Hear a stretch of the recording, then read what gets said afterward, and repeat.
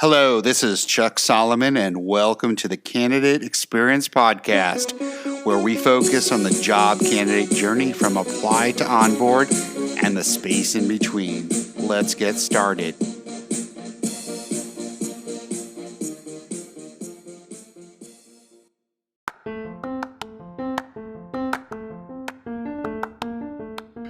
You care about the candidate experience, but have you ever wondered exactly how to bring your company to that next level and offer a world-class experience to your candidates? It's not easy. Fortunately, Candidate.fyi can help. Their solution guides candidates through your hiring journey, enhancing transparency and communication at every touch point. You'll also gain valuable insights on what's working and what's not with your hiring process. Best of all, it integrates directly with your ATS. Head on over to Candidate.fyi and see how to transform your company's candidate experience today.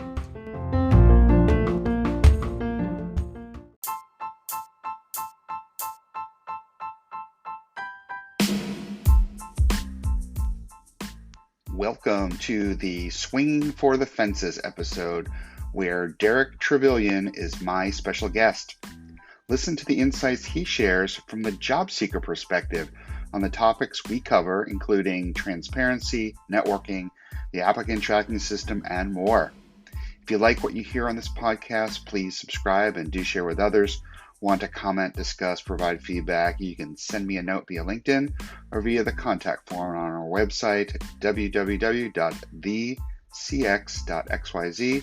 I thank you for listening, and here's my interview. Hi, Derek. How are you today? Good. About yourself? I'm doing well, thank you. And thank you for being a guest today. Really appreciate it. I typically, as my listeners will know, talk to people that are on the other side of the table from hiring. They're hiring managers, or they work in recruiting, or HR, or people ops and stuff. So, yeah. I'm happy to have you, someone from the other side of the table. Right. You're one of three individuals that I've recorded to, or I'm in the process of recording to, you talk about what it looks like from the candidate side. I think you have a interesting perspective. So first off, thank you. Yeah, thanks for having me. I'm excited to be here. Sure. So before we get into this, can you give listeners just a little info on your background? Yep. So I am actually originally from Southern Illinois. So the very southern tip, very small, like farm town type feel. Was there for probably 23 years of my life, and then moved to St. Louis, then spent the majority of my time in Chicago. Now I sit in Phoenix, Arizona. I've been here a little bit over 2.5 years now, so probably be here for a while. I don't have to deal with the snow anymore. But yeah, small town kid growing up. We didn't really have a lot to do, so majority of my childhood was spent playing ball. Played baseball. Was fortunate to get to play in college and get my school paid for. I go there, get my degree, and then move on. But yeah, nice. I started out. First job out of college was with Enterprise Rent a Car. Great experience. They hired a lot of athletes, as people know.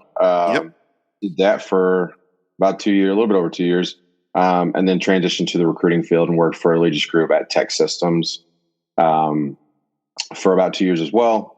And then kind of went on the flip side of that and worked on a marketplace recruiting type software for about 3 years. And then here I am in a different marketplace approach, but more geared towards candidates, still in the staffing industry as well too. Sure. And what do you do specifically in your role? So my title is a strategic account manager. So work directly with clients, making sure we're filling their needs, breaking into new business as well too. Just making sure we have a good experience on both the candidate side and the client side as well too. Sure. And the name of the organization? It's called Trusted Health. Trusted Health. Mm-hmm. Gotcha. Awesome. Thanks for sharing that. So you just started this job, so you're actually at the end, the positive end of your candidate journey. But can you describe, go think back a couple of months and sort of describe what challenges you faced while you were in your job search?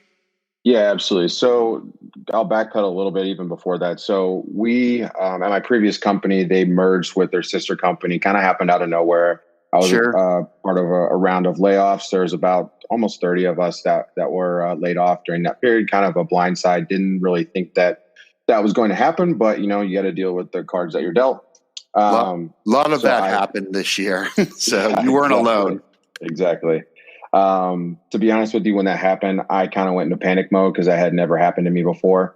Um, so I just started applying to similar roles on LinkedIn and all that stuff. And the first couple of days, I reeled it back in. I talked to my former manager, who has played a big part in my career, and he's like, take the time, process it, just network, and then when you're ready and your mind's right, start trying to find a new position. And that was probably the biggest piece of advice that he could have given me. So I started, networking with anybody that I could find on LinkedIn, previous, staffing firms that I've worked with at my previous company, just to see what they have, putting their feelers out. If anybody connected me on LinkedIn, try and set up a phone call and just kind of see, where they're at in their industry, or if we can spitball some stuff off each other and, Hmm. see what they know or who they know, and kind of go from there. Didn't really have the best experience as far as like applying to positions directly to a company, to be honest with you. Hmm. Lot of no feedback. Some I didn't even hear back from at all. Some of them were like instant rejections from the ATS. So it was kind of a difficult experience because a lot of jobs were up, even though the companies weren't hiring. So it was kind of hard to gauge. So it was a little bit like I want to say disheartening, but difficult to get up and I literally get up every morning and scour LinkedIn. Okay, who's hiring? Who knows who? It was kind of like Groundhog Day, which most of us are living in that right now. But Right. uh, yeah, doing the same thing every day, Unfortunately. trying to, yeah, definitely, unfortunately, but yeah. And then eventually it worked out. I have a friend who works at Trusted Health who referred me, and um, they had an open position, and luckily that worked out. So I've been at Trusted for a little bit over a month and a half now, and so far everything's been fantastic here. Gotcha. I mean, can you share more about like your experience at where you landed, and what that was like for you?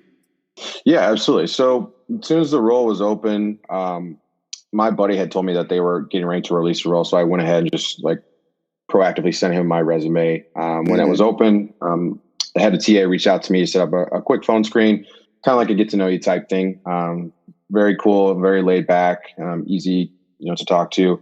Then it was moved towards who is my boss now, and then we had a video call with members of the team, and then there was a 4-hour panel interview with some higher ups in the company. And after that, I was fortunately given an offer and accepted. But as far as the experience goes, it was great compared to what I was experiencing on my job search.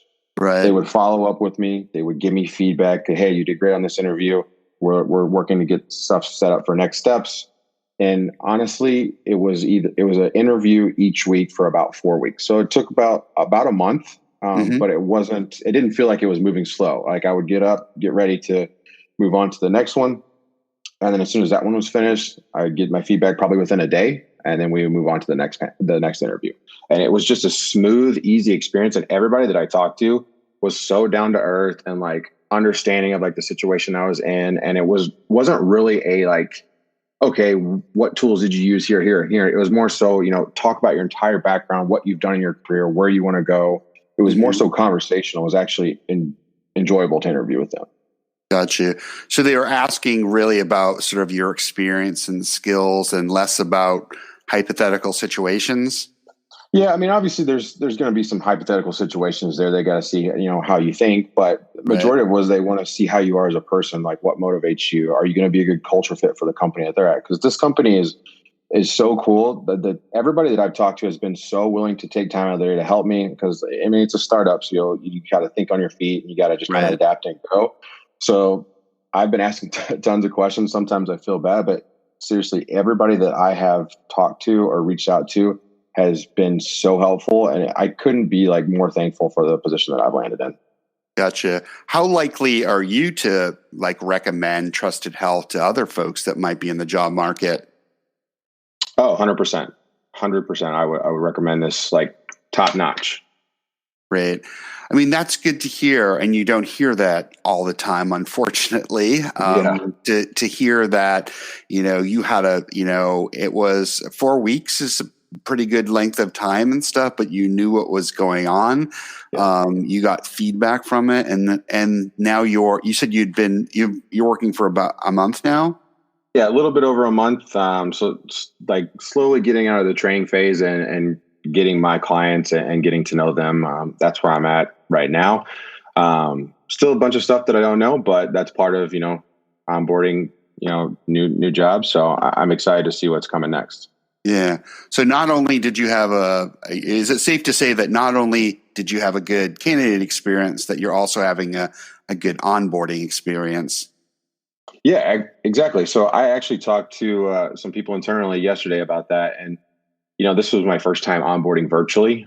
In Hmm. my previous employer, I worked in the office for my time before I moved out here to Arizona. So I was actually able to, talk to people in person. But the way they did this virtual setup has been so smooth. We have like a checklist of stuff that we need to be doing as far as like learning tools and meeting with, Hmm. key stakeholders and, other departments to learn what they do.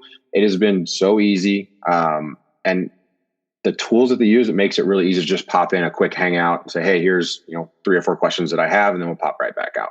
So it's been really good for as far as like, doing it virtually, since this is my first time.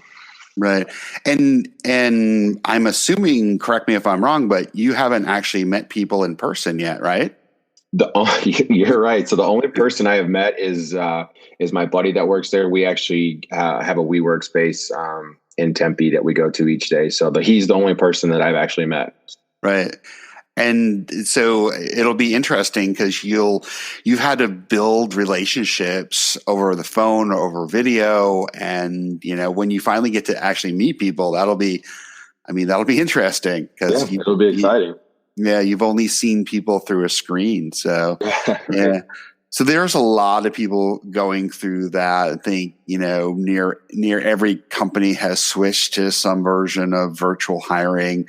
It's been a learning curve for sure for the companies themselves, because they're not, the whole interviewing process really hadn't changed much in, Right. several decades. So having to switch to doing this all online has been a challenge, I think.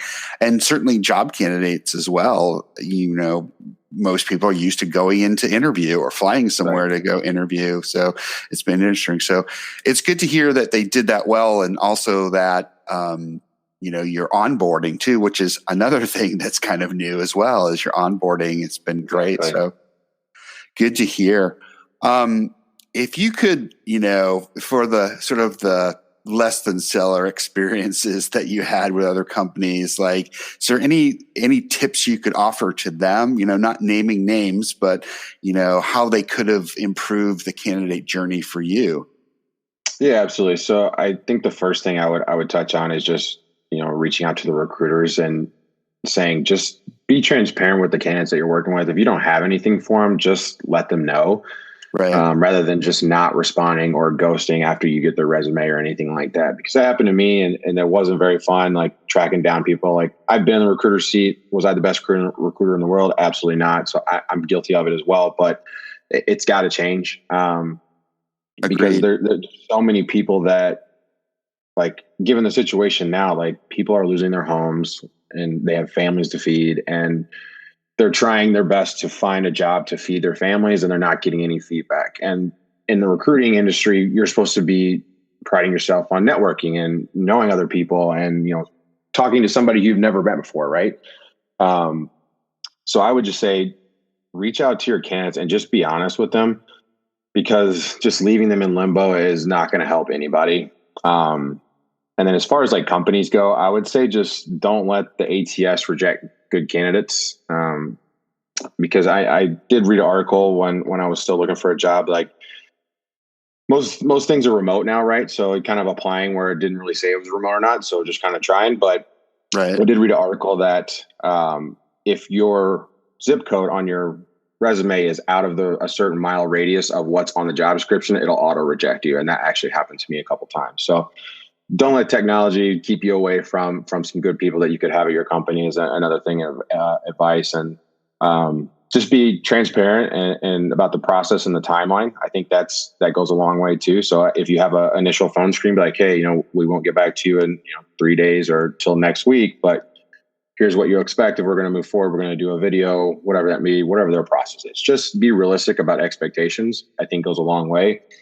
And then one last thing I will touch on, it happened to me as well too. And I'm not the most senior candidate by any means. I'm still younger in my career, but we did have a couple interviews with like fresh new grads from college that probably really wouldn't understand the role that I was interviewing for because they're so, I guess green in their career, I should say. Like, it's not a bad thing. It's great to get them out there and get experience. But if we're going to talk technical terms of what the role is actually about, I don't know that they necessarily have the experience to determine whether that's a good fit or not.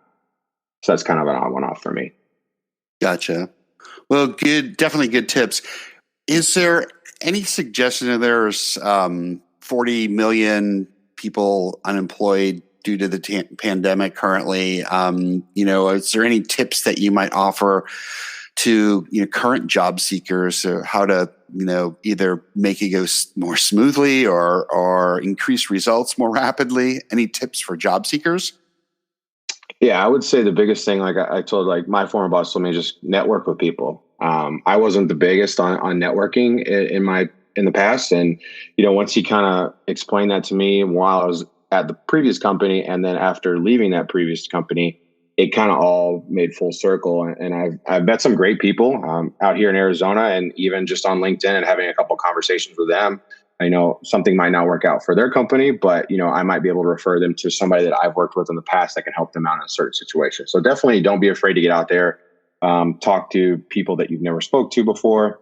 And one thing I could say too is take a break from sitting in front of the screen. I know it can be like stressful. I was guilty of it. I would wake up, get my cup of coffee, and I would sit on LinkedIn, until 2 or 3 in the afternoon. And I just can't look at the screen anymore. But I think it's good to, block out your day, get in a routine, and step away from the screen a little bit just to kind of recharge. If you need to do stuff around the house or anything like that, I think that's good for like your mental health, because first couple of days I was just sitting in front of the screen until I couldn't even like see straight. It wasn't good. Well, great tips. I appreciate you sharing them here. If people wanted to get a hold of you, how could they do that? Just reach out to me on LinkedIn. That's probably the best way to do it. Send me a message, send me a connection. If you have questions about, what I did or, what I'm seeing, or if I know anybody that can help you, more than happy to connect and network, because I've been in the situation. It's not fun. And I see what's going on in the market and the recruiting industry, and it's not the best. So happy to connect you with any of my connections and do what I can to help, because I know what people are feeling on the job search. So whatever I can do to help, I'm more than willing to. Thanks for joining me today. Thanks, Chuck. I appreciate it. And thanks for having me. This was fun. Thanks for listening to the Candidate Experience Podcast. You can reach out to us via our website, thecx.xyz. That's THECX.xyz.